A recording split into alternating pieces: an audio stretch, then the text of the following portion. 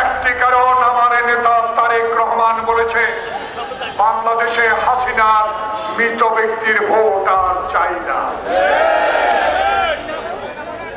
দিনের ভোট দিনে চাই, রাতে চাই না। আয়নাঘর আর চাই না। টিভি হারুনের অত্যাচার আর চাই না। অতীতের এই নীলফামারীর এমপি বিনা কারণে মামলায় জেল কাটতে আর চাই না।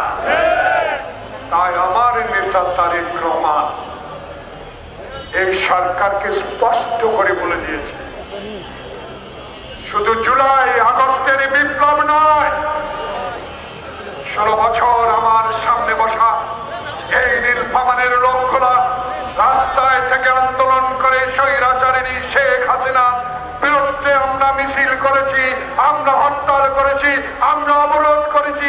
তারই সফলতায় জুলাই আগস্টের ছাত্র বৈষম্যের বিপ্লব।